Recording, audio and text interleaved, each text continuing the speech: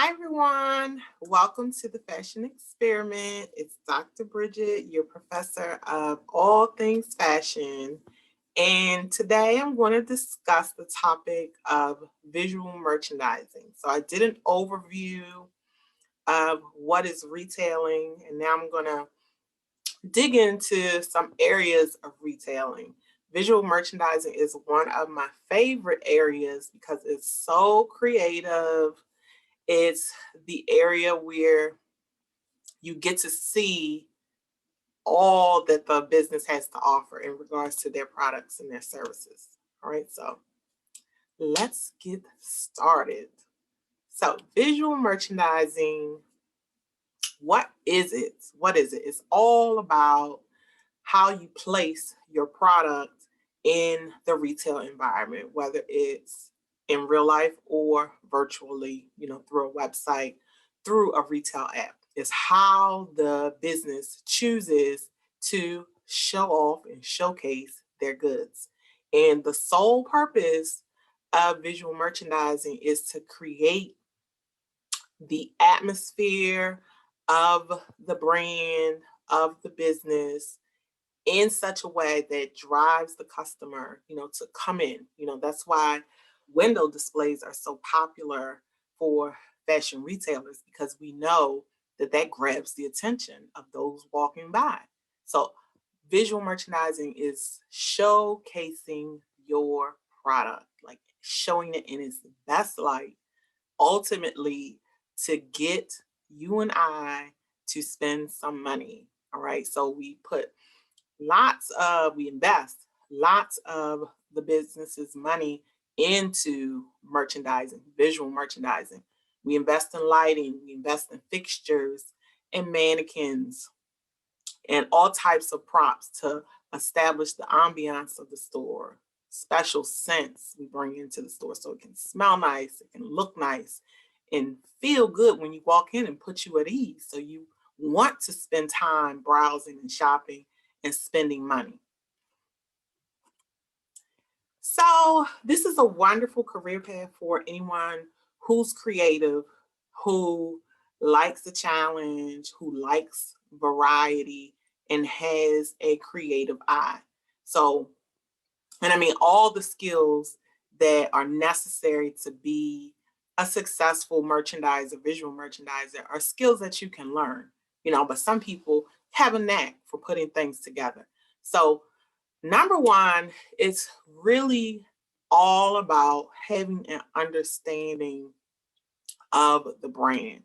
And that brand is the overall message that the business communicates to the public through every lens that they had. So, through the physical business, through the website, through the retail app, through all of our marketing messages that we put out, you know, TV commercials, print ad, those traditional messages, social media posts, even the design of the store logo, the font that's used, the color that's used, your store shopping bags, like all of those are connected to the brand and they send a message, communicate a message about the business, about its products, about its image to the public.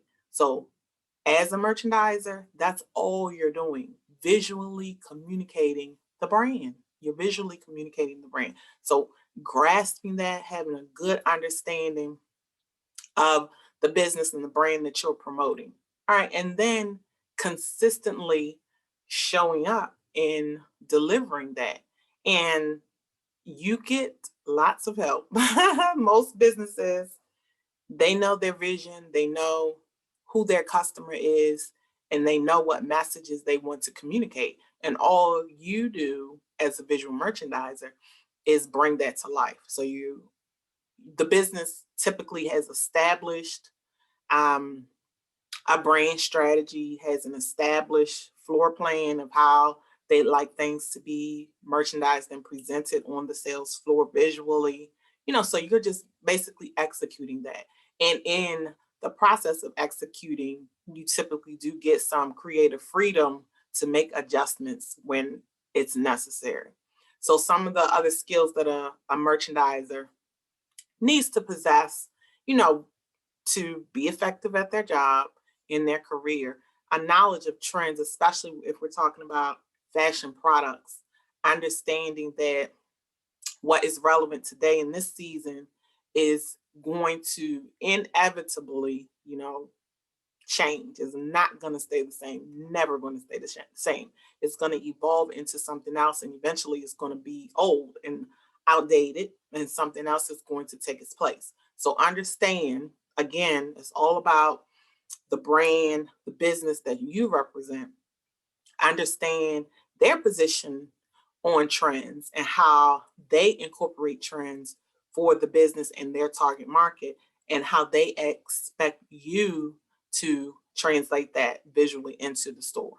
All right. And then the creativity and design skills are necessary so that you don't have to look at a planogram. You don't have to always look at a floor plan when what corporate wants doesn't work for your store, maybe because you don't have that fixture, or maybe because you don't have the same size, square footage, and you have to make adjustments.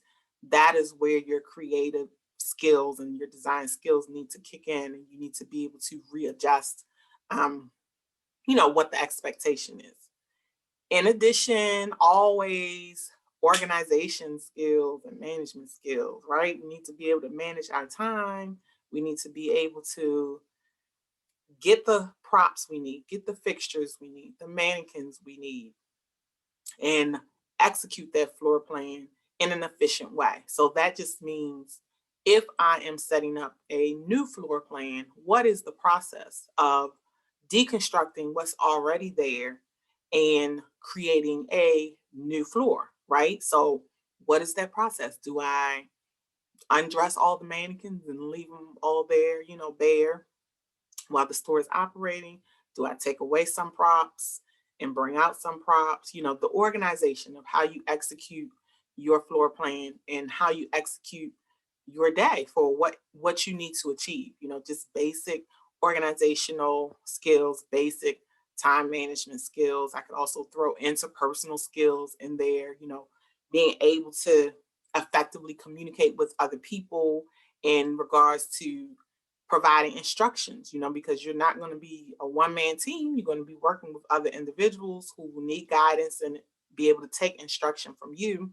And you need to be at the level where you can clearly communicate with them. And then lastly, I have here an understanding of products and brands. And that kind of goes back to my first comment about understanding the business that you work for, their brand and their products, and how they want their products to be presented to the public, presented to customers. So we have all types of businesses. We have boutiques, we have retail establishments that are high end, some on the low end, the full spectrum of pricing and the full spectrum of consumers who are bargain shoppers, to consumers who want the latest, greatest products, and they have the financial means to pay, whatever it costs to acquire it. So understand the product that you're offering and how it fits into that spectrum, and how the business wants their brand represented. Understand that. And I said it first,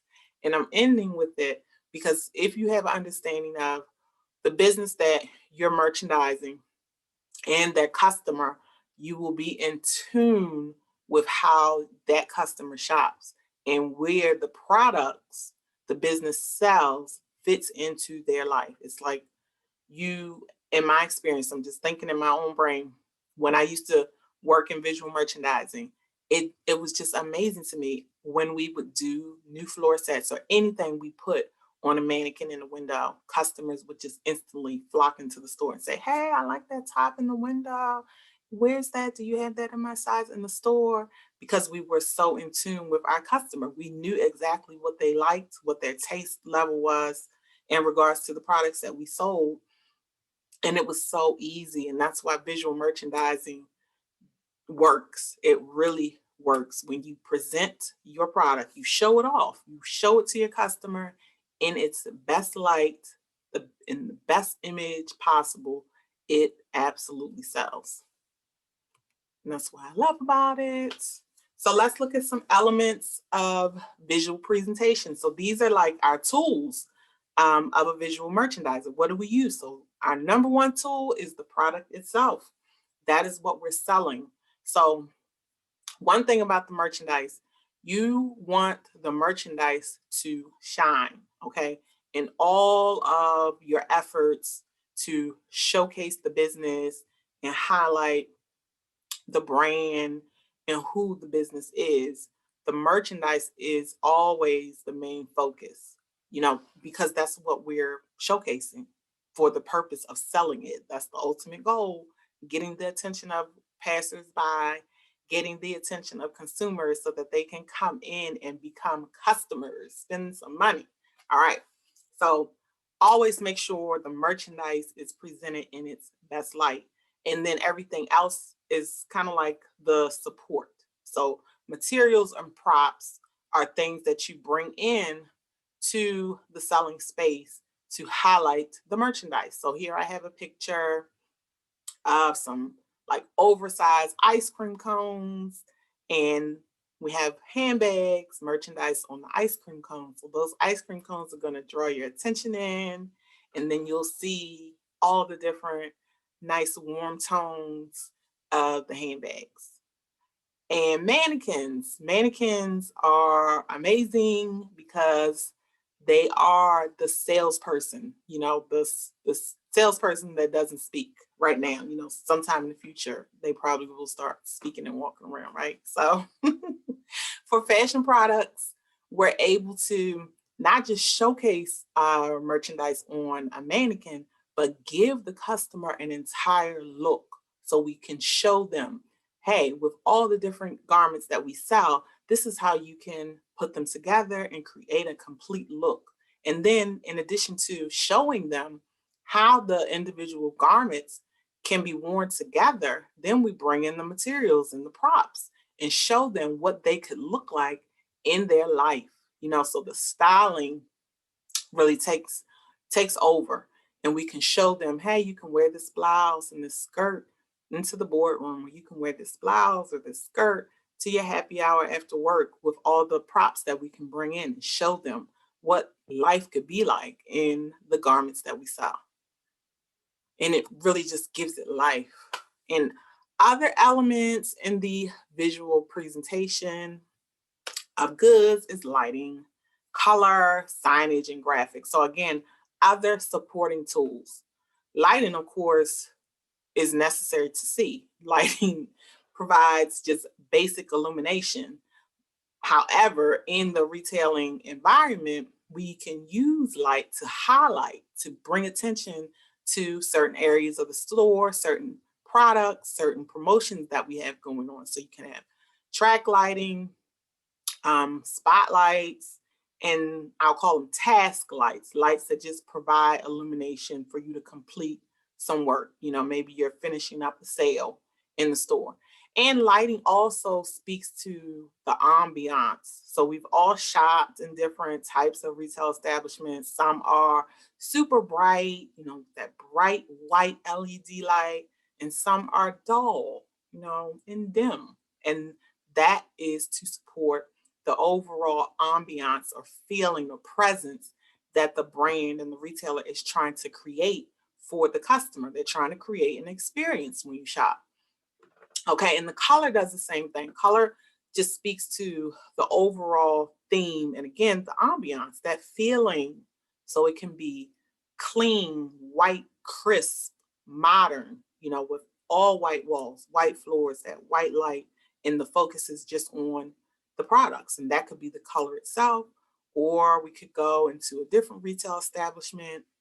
We see like a rustic feel with wood and like unfinished walls and exposed lighting. It gives a different feel, a different ambiance. And it's all about that messaging, communicating what the brand stands for, what the business stands for, and how they want that to translate from the visuals that you see when you shop to the actual product, and what they believe about the product and what the product can do for them in their lives. All right.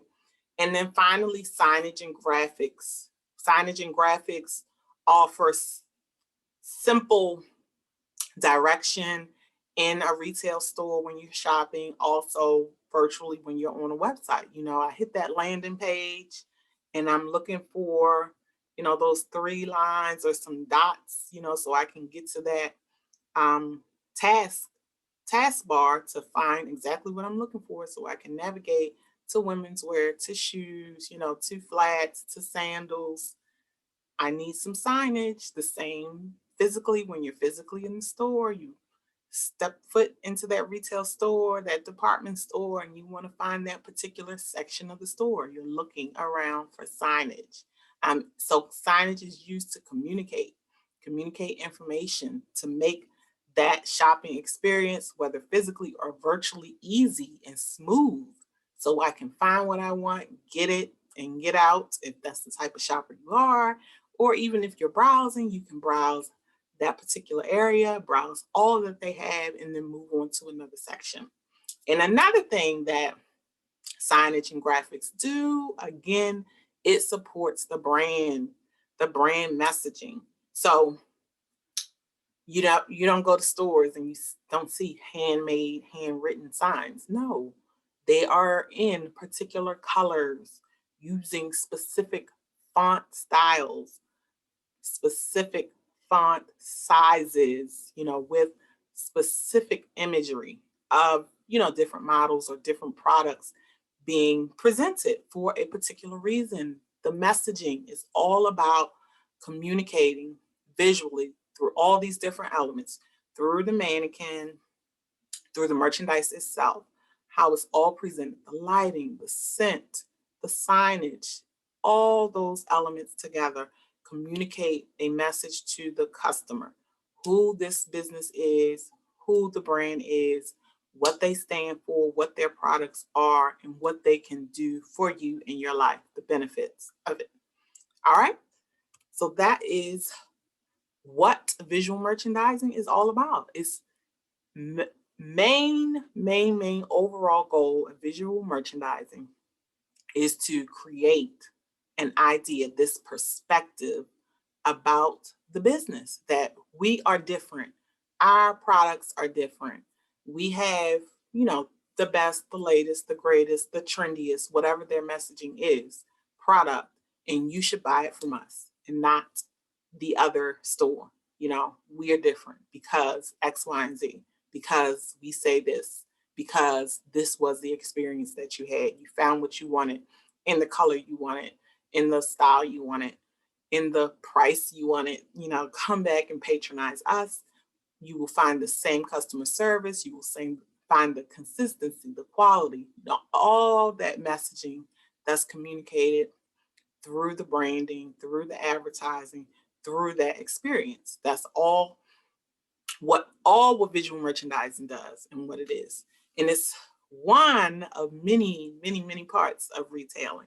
So I hope you all enjoyed this lesson. I enjoyed sharing it with you. Make sure you check out other videos on my channel, and I will be back with more videos and lessons on fashion for you. Have a great one, everybody.